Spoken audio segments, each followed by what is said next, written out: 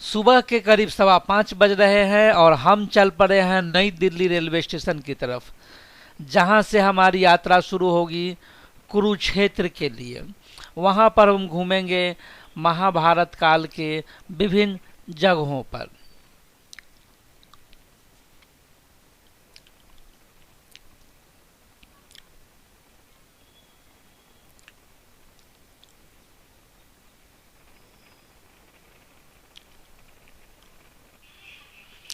ये है हमारे अक्षित बाबू, सीढ़ियों से उतर रहे हैं मेरे साथ।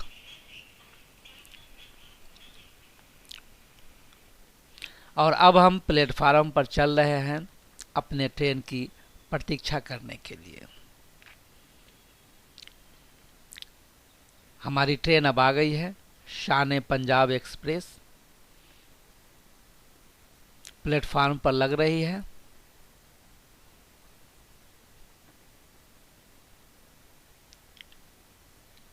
और ये है हमारा coach C1 AC chair car. और अब हम अपने कोच में घुस रहे हैं।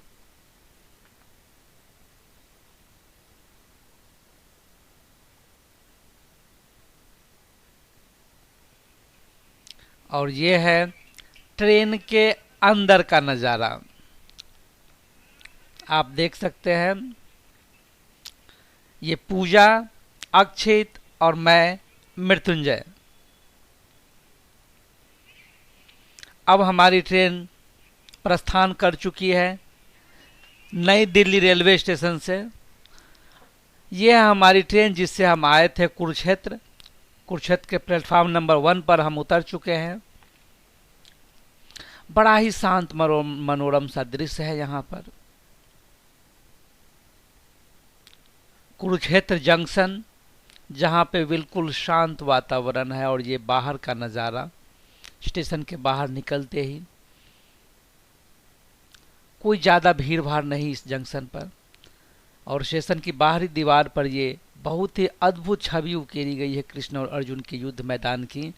और ये विराट स्वरूप है भगवान श्री कृष्ण का। और सड़क के दूसरी तरफ ये बनाए गए हैं, मुझे लगता है कि लोग सड़क को गंदा न करें, इस उद्देश्य से महाभारत काल के चित्रों का बहुत ही अच्छी तरह से पेंटिंग यहाँ पर की गई है। यहाँ से हमने ऑटो किराए पर लिया और यहाँ पे चल पड़े सन्निहित सरोवर की तरफ, जिसको छोटा सरोवर कहा जाता है। रेलवे स्टेशन से जाने के लिए आपको ऑटो मिल जाएगी, प्रति सवारी 20 रुपये लेते हैं कहीं भी जाने के लिए। हम पहुंच चुके हैं प्राचीन तीर्थ सन्निहित सरोवर। ये सरोवर है सामने।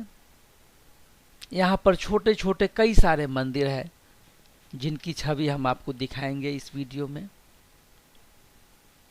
ये आप देख सकते हैं, पानी ज़्यादा ही गंदा है। समय समय पर इसकी सफाई भी की जाती है। वो बाणगंगा है। बाणगंगा बाणगंगा में ब्रह्म सरोवर भी बोलते हैं, बाणगंगा भी बोलते हैं। और यहाँ पे क्या हुआ था? नाटे दुर्योधन मारा गया था। अच्छा। दुर्योधन पानी में भिगा था ना, हम्म। तो भीम ने उसको बाहर निकाल के ऐसे जान तोड़ दी थी भीम ने। अच्छा जी। इसी में छुपा था। हाँ, वो गोल चक्कर लग रहा है ना। हाँ। और यहाँ के पास में और क्या क्या है जगह देखने की? है जी, इसके पास में और कोई जगह है देखने की? बताने तो लग रहा हूँ मैं। हाँ, इससे हाँ। अच्छी जगह घूमने की वहाँ बड़े रोड पे है, वहाँ पार्क बने हुए हैं। अच्छा अच्छा। काफी लंबा चौड़ा है। हम्म। वहाँ मंदिर बहुत बड़े बड़े हैं। ठीक है, उधर से जाते। तो बाबा जी ने हमें बताया इस जगह की महिमा के बारे में। और यहाँ पर एक ये मंदिर, ये अक्षित बाबू हमारे डरे से नए शहर में थोड़े घबराए से, थोड़े शर्माए से। और सरोवर के दूसरी तरफ जाकर के हमने ये वीडियो बनाई है। सामने जो पीले रंग का है वो लक्ष्मी नारायण मंदिर है। ये एक और मंदिर, ये दूसरा मंदिर शंकर भगवान जी की मूर्ति लगी हुई है। और ये लक्ष्मी नारायण मंदिर, ये सब सन्निहित सरोवर के ही तट पर है। यहाँ से हम निकल पड़े हैं ब्रह्म सरोवर के लिए। आप शहर के किनारे में देखिए, सड़क के किनारे इस शहर को बड़ा ही साफ सुथरा और शांत वातावरण मिला देखने को।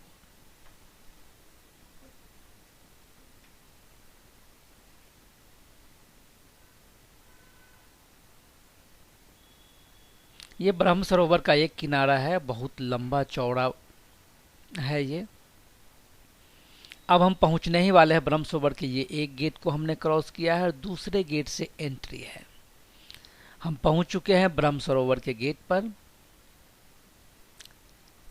यहीं से हमें अंदर जाना, और ये सामने आप देख सकते हैं, अंदर घुसते ही ये छवि है।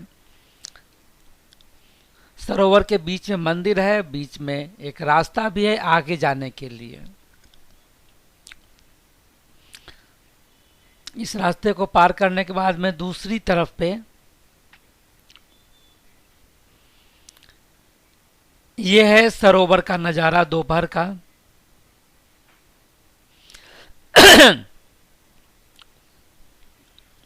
कितना निर्मल जल है और बड़ा ही मनोहारी दृश्य है।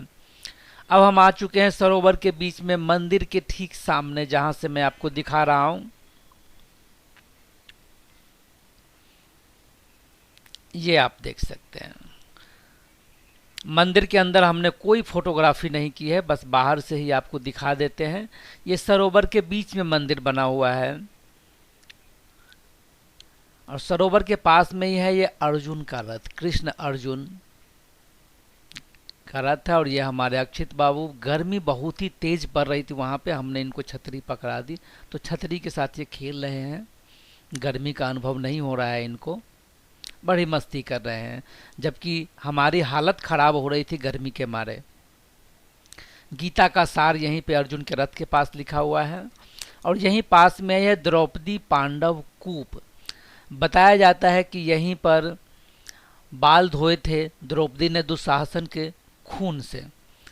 और द्रौपदी पांडव कूप के सामने है बरगद का पेड़ है ये। और यहाँ से हम निकल चुके हैं भीष्म कुंड के लिए, बाण गंगा के लिए, जहाँ पर अर्जुन ने भीष्म पितामह को पानी पिलाया था तीर से गंगा की धार निकाल करके।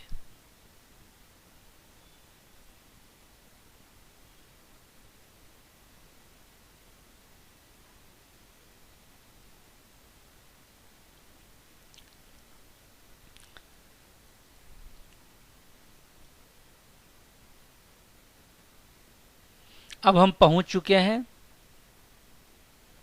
भीष्म पितामह की स्थली पर, भीष्म कुंड के पास। सामने एक छोटा सा मंदिर में ही है, इस दरवाजे के साथ में ही है, प्रवेश द्वार के साथ में ये मंदिर है जहां लोग पूजा अर्चना करते हैं। और ये उसके साथ में ही भीष्म कुंड के पास में ही है एक हनुमान जी का मंदिर बनाया गया। हनुमान जी की विशाल काया यहाँ पे आप देख सकते हैं, अंग्रेजी में लिखा हुआ है भीष्म कुंड के बारे में, a water reservoir situated in वीर नरकातरी। और यहाँ पे एक फोटोग्राफ लगा रखा है, हमने सोचा कि आपको भी दिखा दें किस तरह से। और ये है भीष्म कुंड। बच्चे यहाँ पे स्नान कर रहे थे और सिक्के भी बिन रहे थे वहाँ पे, जो लोग फेंकते हैं। और सामने बनाई गई है एक छवि, धातु से बनी हुई है, जहाँ कृष्ण तीर मार रहे हैं धरती पर और भीष्म पितामह शर शैया पर लेटे हुए हैं। और सामने लिखा है भीष्म की प्यास बुझाते अर्जुन। अब हम पहुंच चुके हैं गीता उपदेश स्थल पे। इसी बरगद के पेड़ जो है विशालकाय, वहीं पर प्रभु श्री कृष्ण ने गीता उपदेश दिया था अर्जुन को।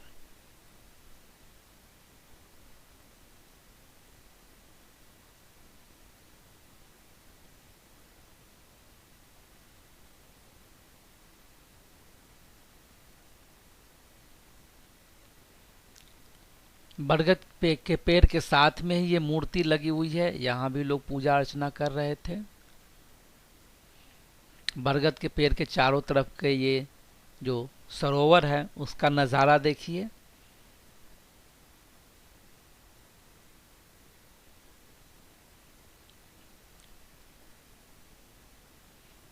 इसके पास में ही एक विशालकाय मूर्ति लगाई गई है प्रभु की, ये आप देख सकते हैं।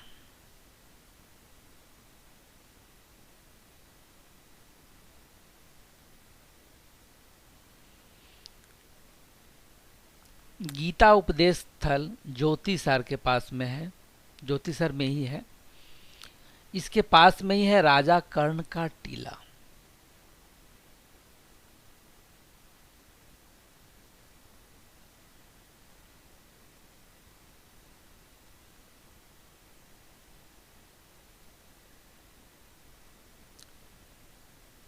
बरगद के पेड़ के पास ये देखिए हनुमान जी।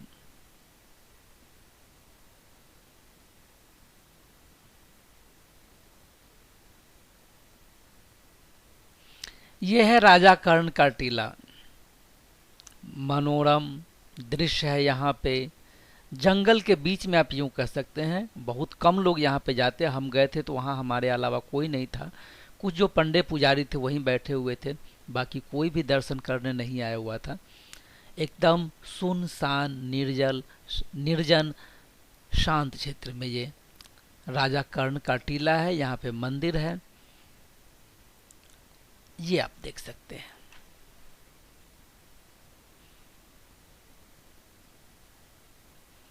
लेकिन बिल्कुल ही निर्जन स्थान पर है ये। हल्की सी चढ़ाई चढ़नी होती है आपको। राजा कर्ण का टीला, और सामने आप देख सकते हैं जंगल झाड़ किस तरह से है।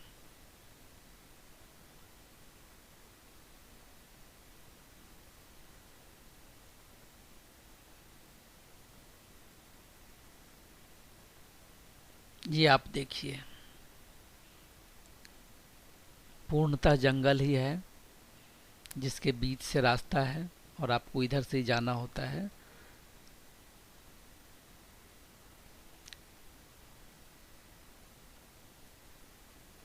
इस जगह पर हमारे अलावा और कोई टूरिस्ट हमें नहीं दिखे, जबकि दूसरी जगहों पे बहुत सारी भीड़ भाड़ थी।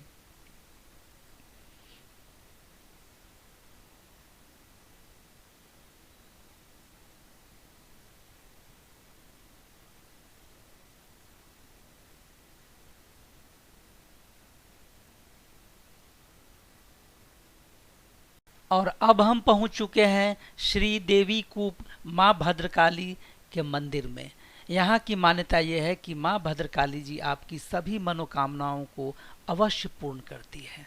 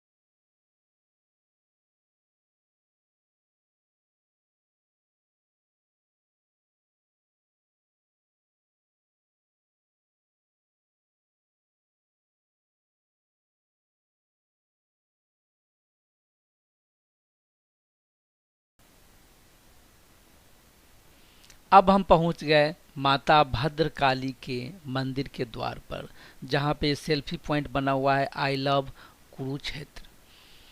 ये है स्थानेश्वर मंदिर, माता भद्रकाली के मंदिर के पास में ही है। मंदिर के सामने ये तालाब जिसमें पानी सूखा हुआ था, बहुत ही कम पानी है इसमें, और वो भी गंदा पानी सा। लगता है कुछ दिनों से साफ सफाई नहीं हुई होगी उसकी। सामने शिव जी की प्रतिमा है नीले रंग में, नीलकंठ महाराज की।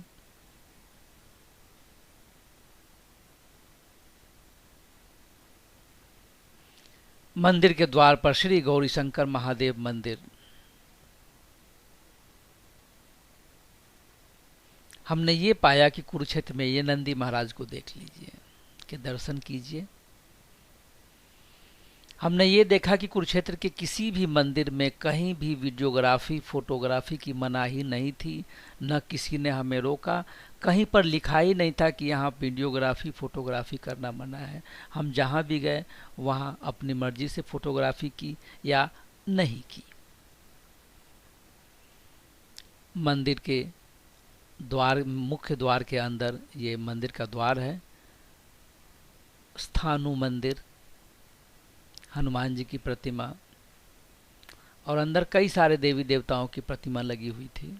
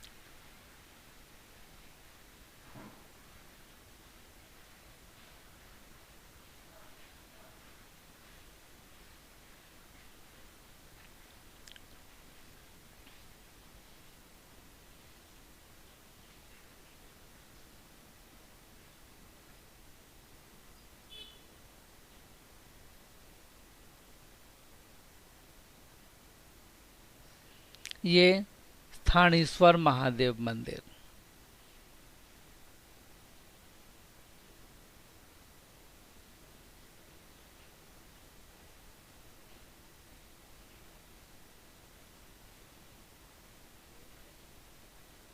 शिवलिंग और सामने नंदी महाराज की प्रतिमा।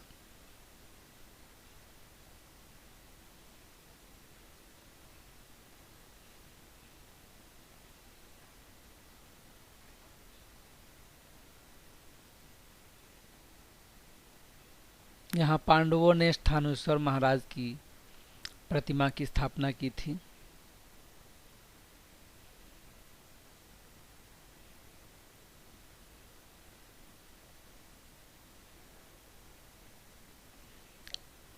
अब हम मंदिर से बाहर निकल रहे हैं और इसके साथ में ही है, इसी मंदिर के साथ में ही 4 से 5 कदम आपको चलने के, मतलब दोनों के प्रांगण लगभग समान ही है, एक साथ ही है, श्री शनि शिला नवग्रह मंदिर।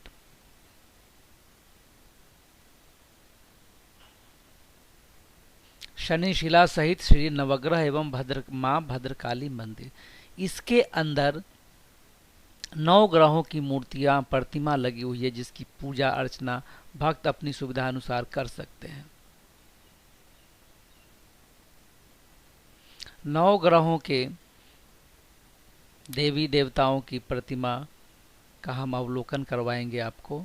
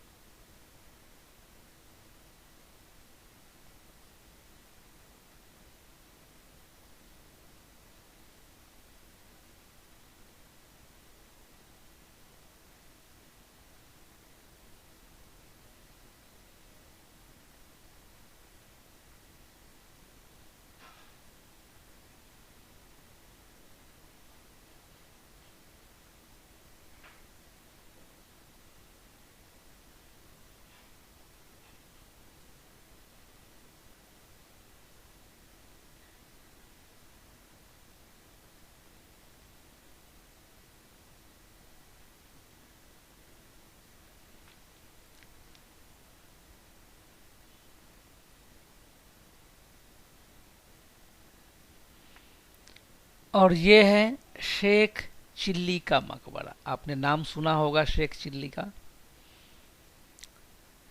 मकबरा का प्रांगण है ये।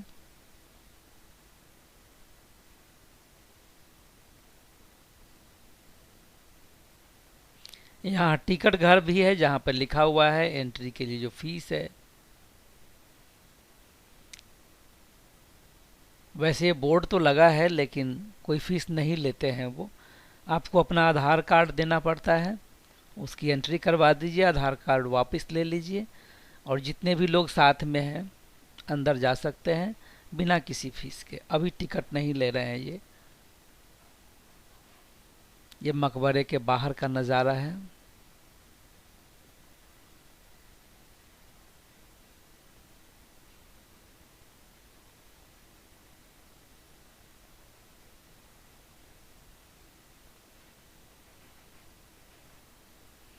सामने ये गेट है अंदर जाने के लिए। अंदर दो चीज़ें हैं, मकबरा भी है और आर्कियोलॉजी डिपार्टमेंट का म्यूजियम भी है। पुरातत्व म्यूजियम संग्रहालय थानेसर और शेख चिल्ली का मकबरा। यहाँ पर इस संग्रहालय के बारे में डिटेल में लिखा हुआ है, आप वीडियो को पॉज करके देख सकते हैं। मकबरे के दरवाजे से अंदर होकर के हम यहाँ पहुँचे। सामने से बाईं ओर संग्रहालय है और दाईं ओर मकबरा है जो गुंबद दिख रहे हैं।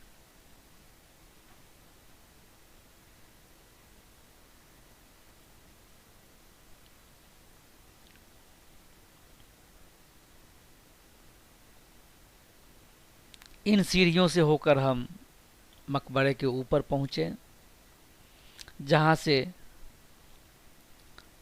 बाहर का बहुत ही मनोहारी दृश्य दिखता है।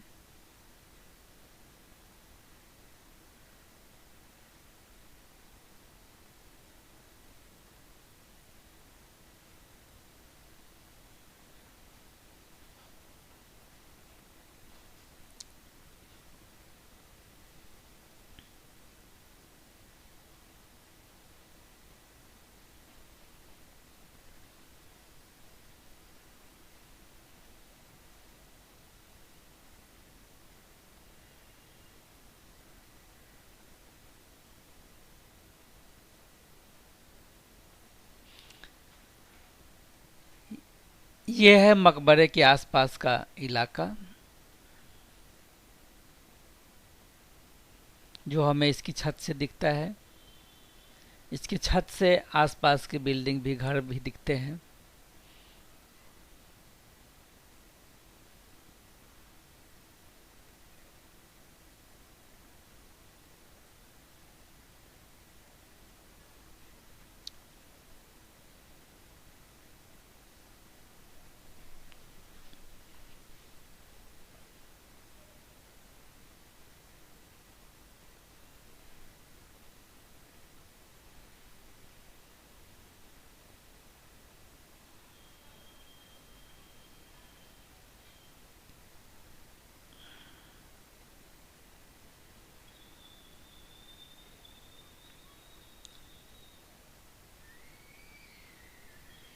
कुरुक्षेत्र घूमने के लिए आप शहर में आने के बाद या तो पब्लिक ऑटो रिजर्व करवा लें या अपनी गाड़ी से भ्रमण करें तो ज़्यादा बेहतर होगा, क्योंकि पब्लिक ट्रांसपोर्ट के मामले में अगर आप सवारी गाड़ी से जाएंगे तो बड़ी ही दिक्कत होगी। जो लोग भी घूमने के लिए आते हैं, जिस जगह भी जाते हैं, गाड़ी रिजर्व करके ही आते हैं, तो अगर आप जैसे तैसे कहीं पहुंच भी गए तो फिर वापस आने में वहाँ से दिक्कत होगी।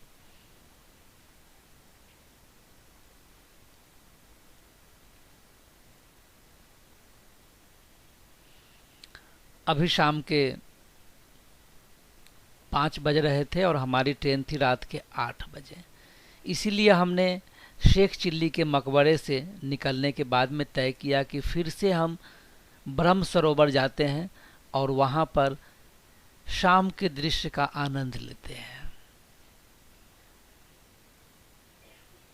ये आप देख सकते हैं शेख चिल्ली के मकबरे के ऊपर से आसपास के घरों का नज़ारा जो साफ साफ दिखता है।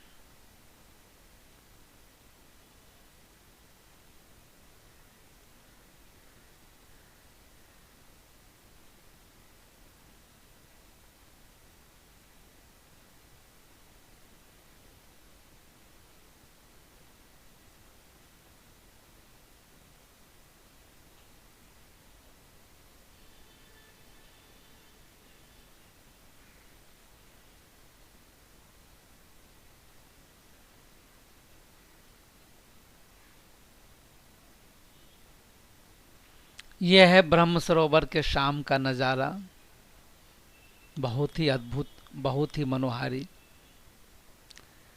इस तरह से हमारी कुरुक्षेत्र की यात्रा संपूर्ण हुई। हमने बहुत मजे लिए, बहुत आनंद किया। इस वीडियो में इतना ही। अगली वीडियो में किसी और शहर, किसी और जगह के बारे में चर्चा करेंगे, आपको दिखाएंगे। तब तक हमारे चैनल के पुराने वीडियो देखते रहिए। धन्यवाद।